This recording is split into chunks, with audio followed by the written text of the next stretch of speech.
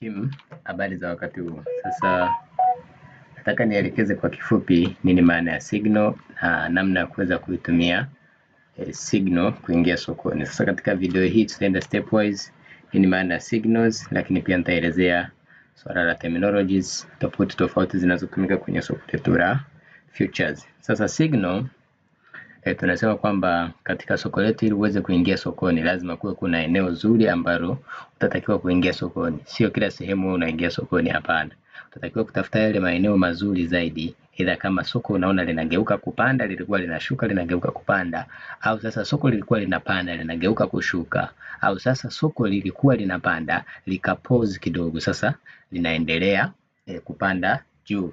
Sasa ili uweze kupata best signals lazima uwe mtaalamu wa kuanalyze. Sasa signal maana yake tunasema kama ni kiashiria kitakachokusaidia wewe kwamba hapa ni muda mzuri wa kuingia sokoni, lakini pia hapa ni muda mzuri wa kutoka sokoni. Nadhani hilo limekaa poa. Sasa hapa tutaanza stepwise kiundani zaidi nini maana ya signal. Kwa signal nishaelezea kwamba ni kiashiria kitakacho kuambia wewe kwamba hapa unaingia sokoni au unatoka sokoni. Sasa signal inakuwa na maeneo tofauti. Signal inakuwa na maeneo tofauti. Sasa nitaelekeza maeneo ambayo signal, vitu vya msingi ambavyo signal inakuwa navyo. Kwa mfano, kitu cha kwanza signal inakuwa na jina. Sawa? Jina. Anakuambia kwamba sarafu yako inaitwa sarafu fulani, maybe tunasema kama Bitcoin au USDT. Tunaweza tukasema kama Bonk au USDT. Kwa mfano hapa tunaweza tukawa tuna BTC au USDT. Maanake ni Bitcoin against US dollar tethers. Lakini pia signal inakuwa na direction. Maanake hii signal inaelekea wapi? Direction tunamaanisha kwamba either hii signal inapanda au inashuka uelekeo. Sawa? Either hii signal inapanda au inashuka. Sasa kama inapanda tutanunua na kama inashuka tutauza. Sasa kwenye soko letu la futures tuna nafasi mbili. Kama inapanda basi tuna long na kama inashuka tuna short. Lakini kitu chengine kitu cha tatu inakuwa na kitu kinaitwa leverage katika soko la futures. Hichi ni kiungo ambacho kitakuwezesha wewe kutumia mtaji zaidi ya mtaji uliokuwa nao. Sawa? Maana utatumia mtaji mkubwa zaidi ya ule uliokuwa nao. Kwa mfano, unaweza ka leverage 10x, leverage 20x. Sasa kama ume leverage 10x manake utatumia mtaji mkubwa mara 10 ya mtaji wako ulioingia nao sokoni, kiongozi wangu. Sasa kitu cha nne cha msingi anakuambia maelezo ya mtaji.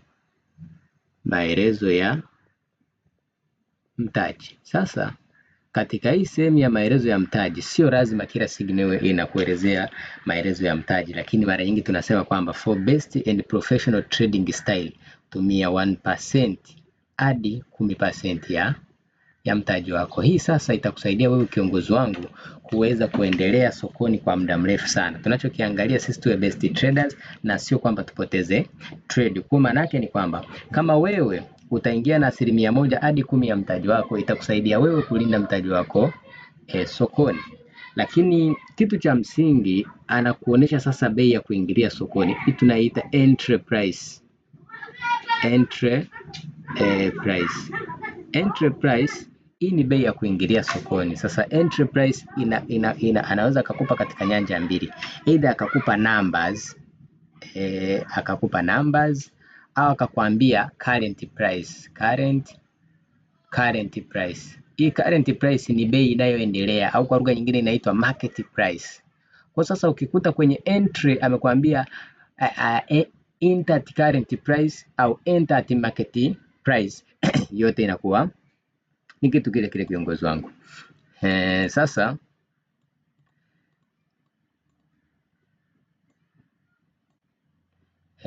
ni kitu kile kile. Sasa tuendelee tuone kitu chengine cha msingi ambacho signal inakuwa nacho. Kwa hapa tushaona kwamba lazima utajua kwamba hii sarafu yangu jina inaitwa Bitcoin, lakini utaangalia inaelekea wapi. Sasa katika uelekeo hapa sijaelezea kitu kimoja. Katika uelekeo inakuwa given as long or buy, lakini pia au short or sell. Sawa? Hii ndio signal yetu itakavyokuwa given, sawa. Kwa kama ukikuta hivi hapo ni kwenye uelekeo. Kwa tumeona hivyo vitu, lakini pia tuangalie kitu kingine kwamba kitu cha sita ambacho signal inakuwa nacho, inakuwa na kitu kinaitwa take profit. Take profit. Sasa take profit, hili ni eneo ambako wewe utatokea sokoni, sawa. Ni eneo ambako wewe utatokea sokoni au utaenda kuchukulia faida yako sokoni, sawa. Kwa take profit hii hapa inaweza kuwa atakupa kwa njia ya numbers, kwamba bwana wewe utatoka sokoni kwa sehemu fulani, atakupa kwa njia ya numbers. Lakini kitu cha pili, hii take profit anaweza akakupa kwa njia ya percent, sawa, kwa asilimia. Hii percent anakupa kama ROI kwa asilimia tu ya kawaida. Lakini take profit sometimes hawezi kuiandika kama neno take profit, anaweza kaandika TP, kifupi cha take profit. Kwa ukikuta TP maana yake ni take profit, lakini ukikuta take profit yote anakuwa amefanya vizuri zaidi. Kwa kama ameiweka kwa mfumo wa numbers, wewe utaweka zile namba katika sehemu ya settings ya take profit, lakini kama utakuta ni mfumo wa percent, basi itakugharimu au wewe utatakiwa kuweka percent. Tutaenda kuelekeza namna ya kuweka take profit pale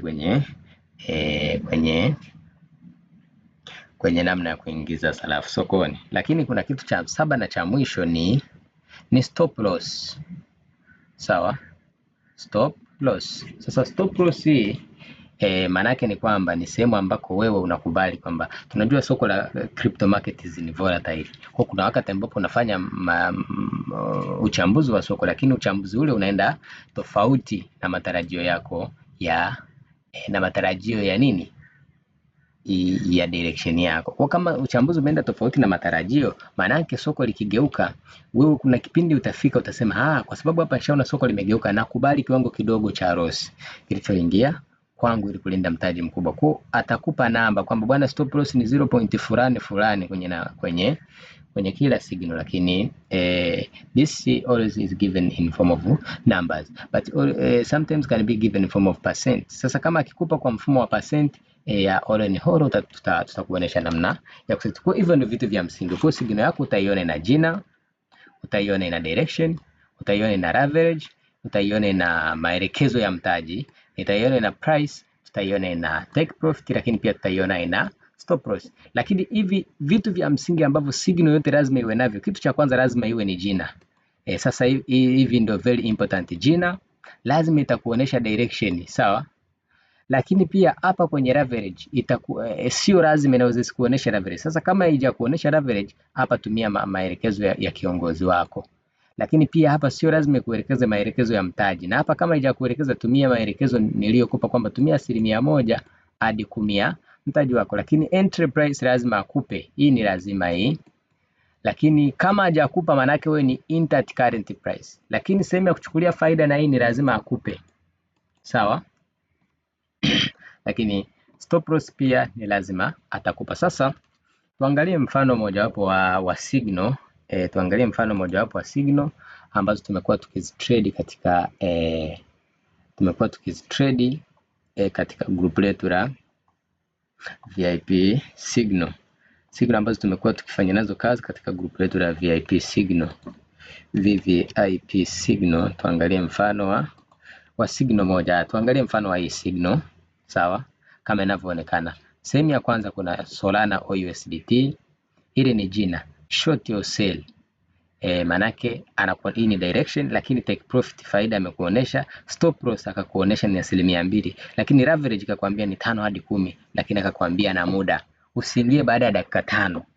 Sawa, hii sijaizungumzia, lakini ni muhimu, unatakiwa kuifuata. Lakini tuangalie signal nyingine kama hii. Anakuambia NMR USDT ni jina la sarafu, na anakuambia enter at 10.44, kwamba hapa hii ndio entry, sehemu ya kuingilia sokoni. Short or sell ndio sehemu ya ni direction kwamba unauza, lakini margin ni 1% hadi 10, average akakwambia ni 20, hapo unaona take profit. Sasa ndio maana nilichokuambia kwamba take profit anaweza kaandika full kwamba ni take profit au akaandika TP. Sasa if it is take profit, take a risk, but if it is TP, you are ready to go, my leader, and you put that in form of percent or in form of numbers.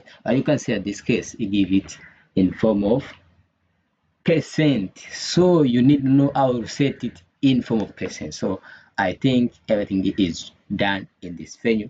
Tukutane katika ka section kingine kana kuelekeza terminologies za futures na namna ya kuweza kuingia sokoni.